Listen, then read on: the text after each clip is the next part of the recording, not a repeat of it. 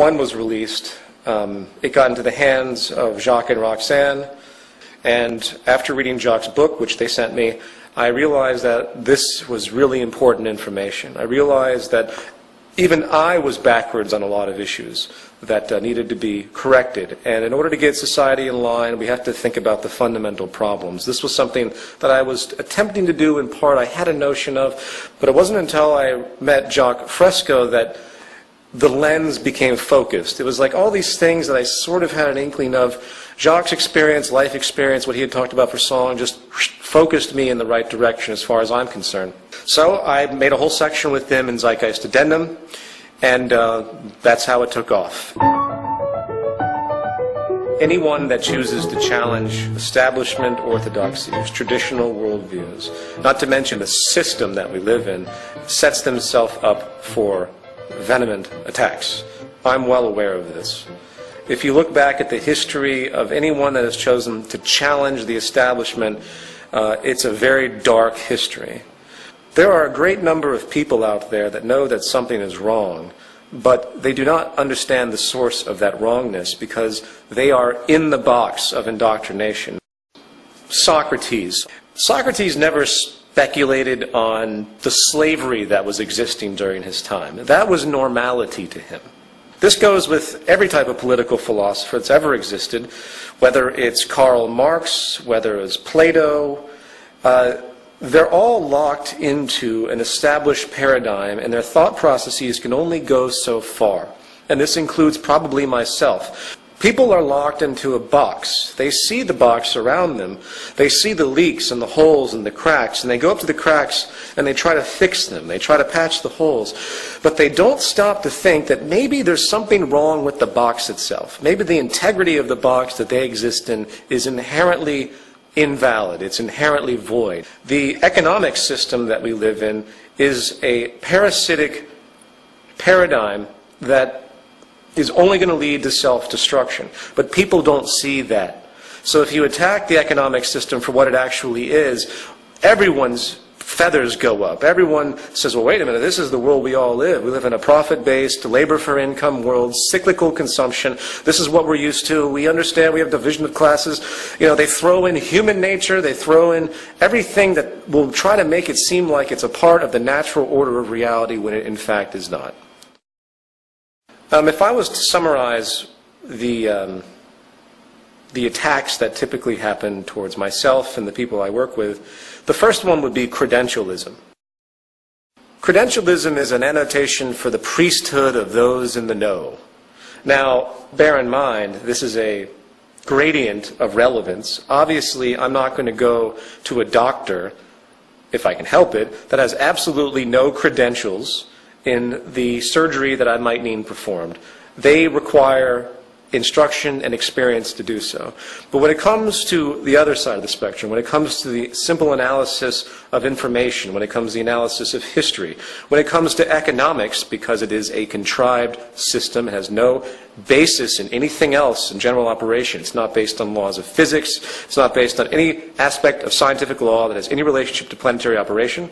Then suddenly it becomes very relevant to speculate as to what these things actually mean to society. It's a double-edged sword when you get a master's, bachelor's, PhD in a particular medium, because think about what you're actually doing. You're going through a curriculum that's been completely established for you by the institutions that have existed prior. When it comes to social things that have a great deal of subjective variance, you lose objectivity in that sense, because you're literally indoctrinated into the beliefs that are presented. To get a degree in economics, which is probably the most wasteful thing you could possibly do, is to be completely indoctrinated into the idea that what you're studying is actually a science and actually has some type of relevance to anything. So when I get emails from PhDs in economics that try to debunk the aspects that we talk about, it becomes quite clear to me that the reason they have such an objection is really an emotional one. It isn't an objective aspect. They have culminated an identity to themselves because of their belief system, and for me to take that away from them, to debunk their ideas about economics, is to take away their identity. It's easy to point out that some of the greatest minds that have contributed some of the most powerful inventions to our world have come from non-establishment institutions, have worked on their own. They've done their own study. They've guided their own direction of information. They didn't just sit in a classroom and take in the rote information, do the step-by-step processes as oriented by the establishment, and then grab their diploma and degree and, hey, now I'm an expert in a given field. The most tremendous minds, the most tremendous contributions comes from those that are outside of the box. I don't even need to give examples of that to make that known. So, back to my point, when it comes to social theory, if you will, credentialism I give zero weight to. Academia is a detriment to advancing social progress. Another form of attack simply comes from the cultural nuance, comes from the social programming, what we call the self-appointed guardians of the status quo. People that are suffering in the system just like anyone else, but their social identification is so powerful, they are so locked into the box, that they find it infuriating to think that what they're living is actually wrong, paradoxically. I get this all the time from people. The self-appointed guardians of the status quo are birthed in religion, birthed in economics, birthed in the illusion of democracy that we see today across the world, birthed in the various isms that are entirely pointless: capitalism, communism, fascism, socialism. You have the priesthood of the monetary system, the capitalists, if you will. You can give it that rhetoric. I don't use that word. It's meaningless. The monetaryism is the word I use. The pretense for acquisition of money is based on differential advantage, which is based on dishonesty, period. Then you have the priesthood of religious concepts, religious identification, and the idea that somehow we know everything already and there's a God and He's looking down on us, controlling everything. I won't even go into the paradoxes that come from that extremely narrow notion. So in other words, the biggest crutch to the evolution of human thought is breaking your own indoctrination. It's very, very difficult to overcome emotional elements that have become so ingrained in you that you have an immediate reaction, an immediate suffering and pain when anything interferes with that. And it's a very, very complex problem. But I'll say it again. We have to learn how to we have to learn how to identify and break our own indoctrination if we expect to move forward at all as a civilization. My name was put forward because I wanted to protect my friends and family from the association. People say to me, well, you should come out with everything. If you're going to talk about any of this stuff, then you're going to be prepared to deal with all of this and that you set up for yourself. I had an email that said that to me, criticizing me for not releasing my last name. And I thought to myself, you know what they're actually saying, anyone who actually says that is actually saying that Martin Luther King deserved to die, or that Gandhi deserved to die for making themselves known.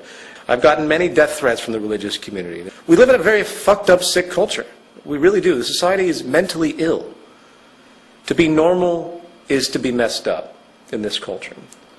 So my name, Peter Joseph, at what point does my identity become absolutely transparent? Should I give people my social security number? Should I give them my tax returns? And just to throw it in there are plenty of people throughout history that have gone by their first and middle name, excluding their last name from their general communication and walks in their society, just like people often use their middle name and their last name. Those that have something against me for the things that I talk about want to find anything they can to try and to make me look like I'm hiding something or I have ulterior motives, and I expect that. But, whatever. It doesn't mean anything to me. I go by Peter Joseph. People can call me whatever the hell they want to call me. I'm constantly interacting, putting myself out there. I have nothing to hide. And even if someone finds out my real identity, where I live, who my parents are, who everyone and my friends are, it's not going to change a damn thing. The unfortunate reality is that I am given a controversial title, and people do have a lot of problems with me of a more traditional-minded upbringing. And I don't like to see other people suffer because of what I do. But most of my friends and family are very much aware and they accept this. So this is something that I just deal with. Anyone who thinks that I do what I do for notoriety reasons or monetary reasons or anything associated with interest has a lot to learn. First of all, I operate the movement site, the movement itself, on a deficit. I do pay people to run and program things. I have a lot of volunteers, which I'm extremely indebted to, but to get things done quickly, very often I have to get people that work in the industries to do things. I sell a t-shirt to do that. It's the only thing that I sell that is designated for the movement. As far as the DVD sales, if people can't respect the fact that I charge $5 for DVDs that could be charged $20 for, that I did spend a great deal of money to make those films, the DVD sales obviously are part of my income. I denote that they're not for profit, meaning that the money does go back into other projects, which it has. I've had to shut down bulk selling, in fact, because people were buying the discs from me in bulk at about $2 a piece and reselling them for $20 on the internet. It's very frustrating.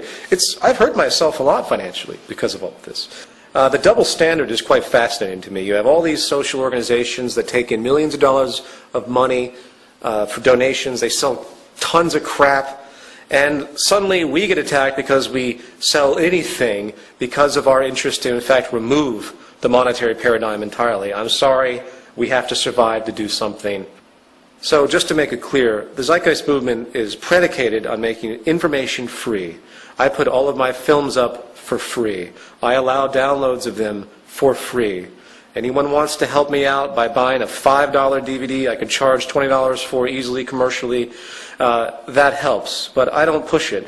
I will continue to work in advertising or anything else I have to do to keep things going while maintaining the integrity of the movement itself by walking the line of non-profitability. The only time that we'll ever ask for donations as the movement is when we have a big project that needs to move forward, and we have no projects like that now. We're in a period of collecting people and streamlining functionality.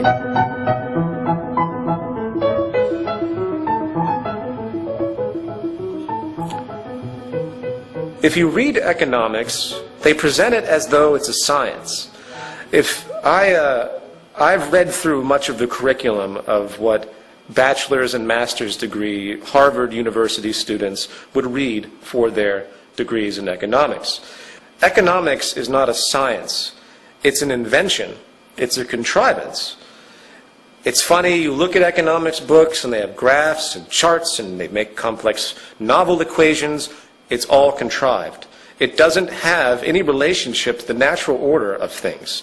It is based upon a folk way of orienting production and distribution, and we've established this massive structure that makes it seem valid. There's really nothing anyone needs to know about economics than the fact that the entire global economic system is based upon people constantly consuming, irregardless of the state of affairs and natural orders of energy, planetary materials, and anything else. It is blind, narrow consumption with absolutely no regard for the environment. We have to recognize that we're all scientists. And we all have to start thinking about things in a scientific manner, which most of us do to a certain extent. Even the most religiously minded individuals use science all the time when they evaluate buying a car, when they evaluate their general life. They use these things constantly. We all do. We're all scientists.